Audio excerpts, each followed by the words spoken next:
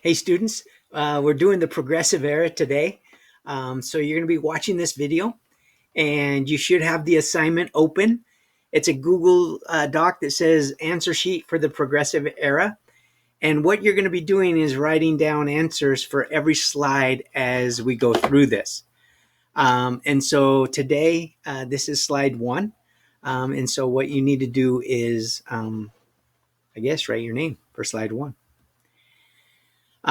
Slide two is fun facts, and it just compares the early 1900s with 2020.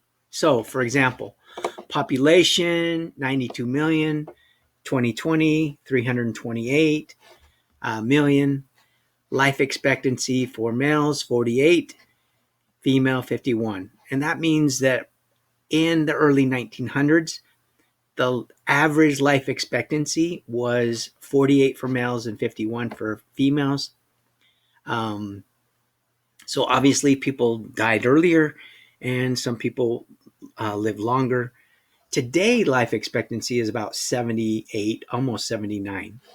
Anyways, average salary 750 a year, average salary 56,000, unemployment, national debt, divorce rate. Anyways, you can kind of see that. Okay. So write down a couple things for that slide. We're going to go through some definitions. The progressive movement was a time period in American history where the citizens wanted the government to regulate and to help them make their life better. There was a lot of businesses and industry that were taking advantage of people. They were doing everything wrong. It was a bad time because they were just trying to make money and not do what was right, not make clean food, those kind of things. Labor unions come out during this time period. We're going to have some big advances in science, technology, society, and welfare. And we're going to start today with the inventions. We're going to hide these tools over here so I can get, I like that better. All right.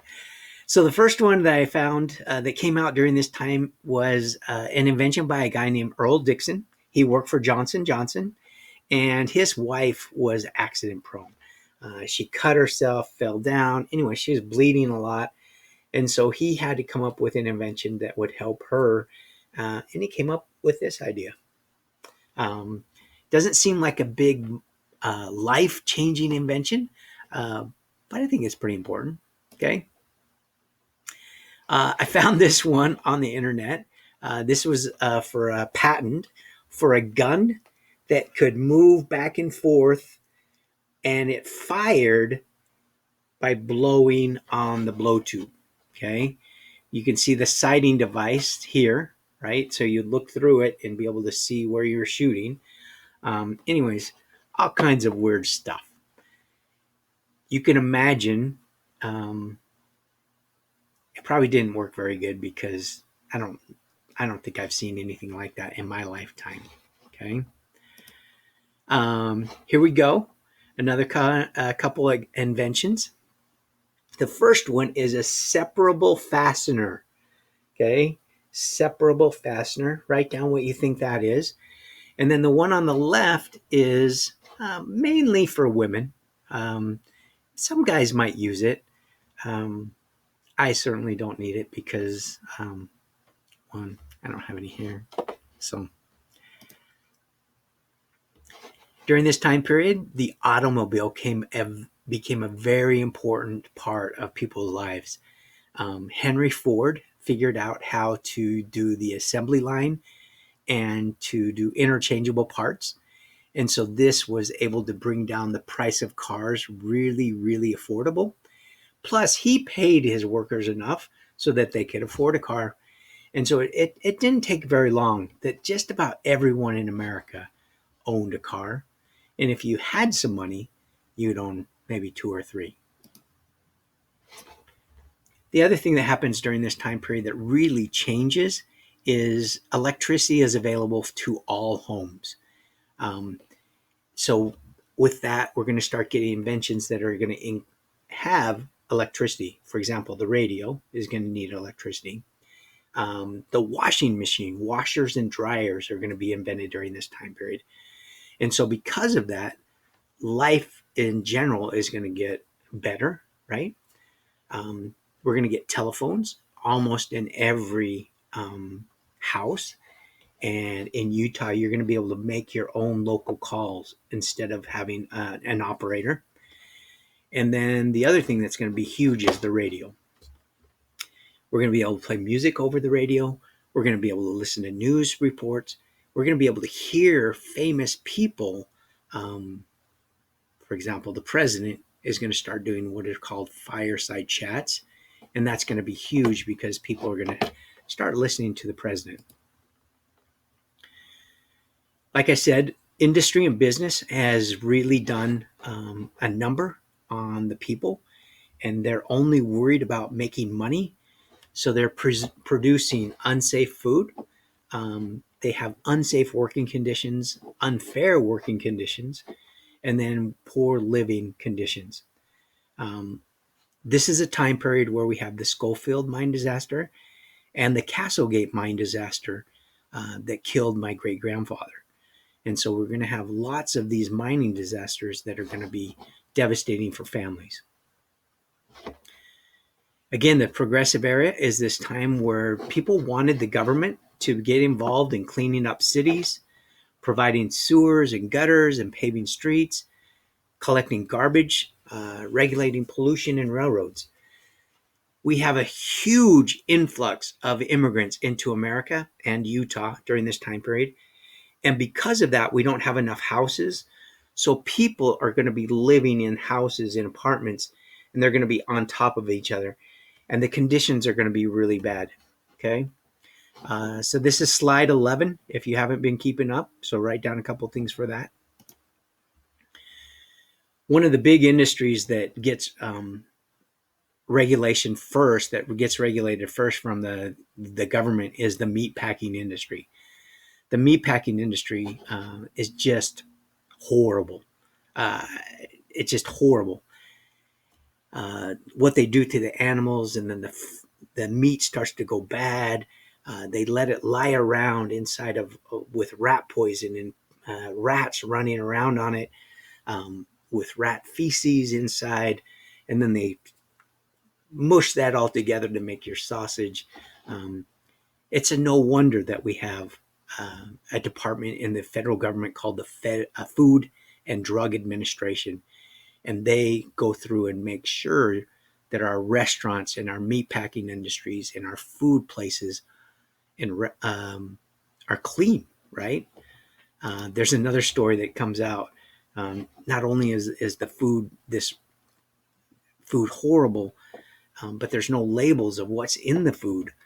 There's a story that comes out that some of the dairies were using formaldehyde to preserve the milk so it wouldn't go bad. Formaldehyde is embalming fluid. That's what they put in dead people so the bodies don't deteriorate too fast. Anyways, it's poison, and you don't want to be drinking it. And yet, that's what they were putting in people's milk.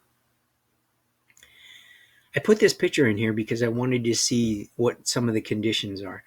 I want you to think about working in conditions like this. This is a textile mill. You can see the smoke in the air, the dust in the air. This is a 14-hour day required. You have to be there 14 hours. You don't get a break. And if you do get a break, it's not going to be for very long. There's no potty breaks, no bathroom breaks, right? In fact, there's stories where people would lock the doors so people couldn't get out to go to the bathroom. In New York City in the early 1900s, there was a huge fire in a textile mill called the Shirtwaist Factory, where young women were forced to stay inside of a building. They actually locked the doors, and a fire started inside, kind of like what we see here in this picture, and people couldn't get out, and so they burned to death. And again, those are the kind of things that people are using as an example of why we need to change and get through this progressive era because businesses are not doing the right thing and they're taking advantage of the workers, and the workers are getting hurt. And so people are saying we need to make changes. There's tons and tons of immigrants coming into America during this time. And one of the problems is if you complain and say, I don't like the conditions, I don't like the wage I have, I got hurt on the job, immediately the owner of the business would just fire you. So you could be easily replaced. And so the unions are the ones that fought to help workers get fair wages and better working conditions. Some things that they were able to accomplish: um, they got labor laws to protect workers. In 1896, there was the 8-hour workday became a law, that you only had to work 8 hours a day. And if you worked more than that, you got overtime. There were laws that prohibited child labor. And I know you're like, but I want a job. No, you're going to be working 50 years in your life anyway. So get an education now. You'll get you'll get a work later. Okay. They set minimum wage for female workers and workers' compensation for people that got injured or killed on the job. Last slide. Um, there's so many other things that the progressives worked on. Prison reform, prohibition of alcohol. They tried to get alcohol illegal. Um, they helped the people that were deaf and blind, people with disabilities, people with mental health problems. Um, they were able to start what's called the national park system. It's because of the progressives we got our first national park in Utah called Zion, and then eventually we got 4 more after that. So 5 national parks. This is all because of the progressive era. Hopefully, you got a chance to